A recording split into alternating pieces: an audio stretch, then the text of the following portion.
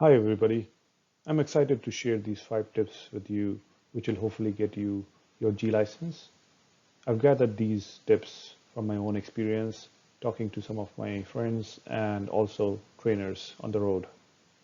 So without wasting any time, let's jump in right away. So the first tip is for new drivers and also as much or probably even more for experienced drivers because with experience we become comfortable driving and driving becomes part of our body language.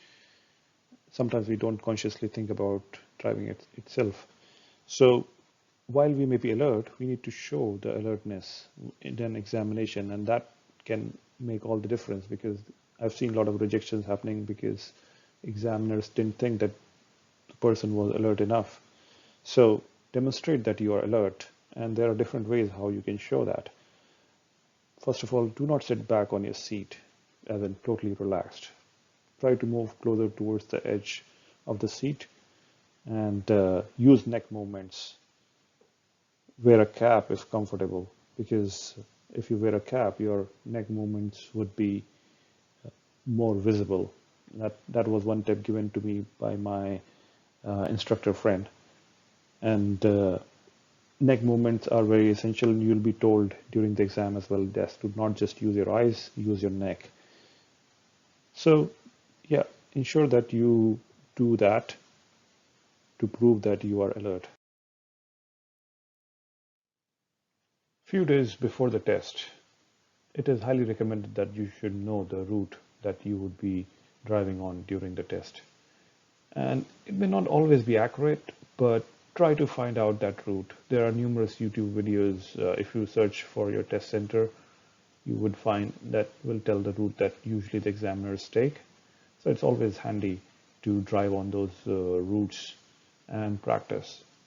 It is advised to do more closer to the test, but if you want to do that before the test, like a month in advance, great, but definitely 1 or 2 days before the test.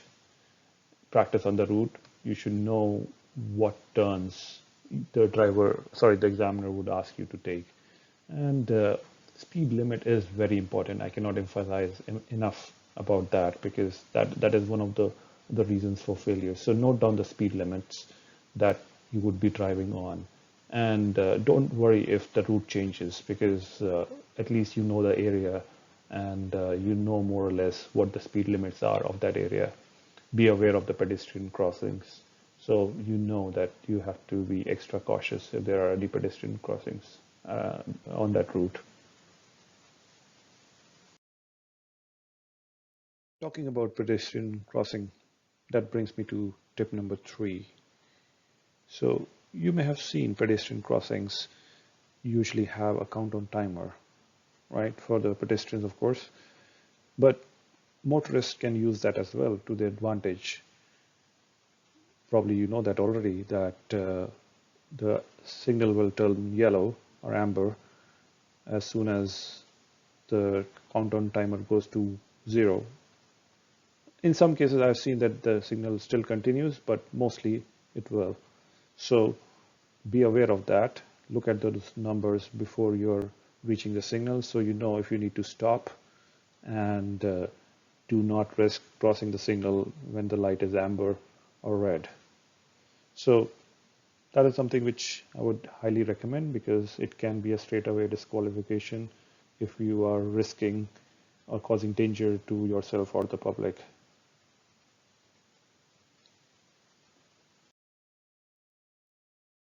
Fourth tip is about your car and also the current mask policy. On the day of the exam, you would be either using your own car or maybe borrow it from a friend or from the instructor. So you should know your car, of course, that goes without saying. And especially if it is not your own car, you have to put in extra effort. And please ensure that you have the car clean, the rear view mirror, the side view mirror, and the camera is clean so that it helps you later on. Also, make sure that you know where the hand or the foot brake is because you would need that when you park your car. And it's easy to forget where the brake is in case it's not your own car. And if you are wearing masks, then it can make your glasses foggy if you are a person who wears glasses as well, like me. And in these times, it is essential to wear masks inside the car. If you take it off, you can be disqualified, and the test can end right there. So never take off the mask, even just below your nose, while you are in the car with the examiner. And if you wear glasses, you can apply a nose clip or a tape at the top of the mask in case your glasses get foggy during winters. So the last tip for today is about changing lanes. Whenever you're changing lanes, you can remember three letters, M.S.B. M.S.B stands for mirror, signal, and blind spot. Make sure that before changing lanes, you look at the side view mirror. If it is safe, then you signal it, and then over your shoulder, check for the blind spot. If you remember these three things in order, definitely it would be a very healthy habit that you will develop, and the examiner hopefully will notice that as well. I need not say that there is no shortcut to practice. So practice as much as you can.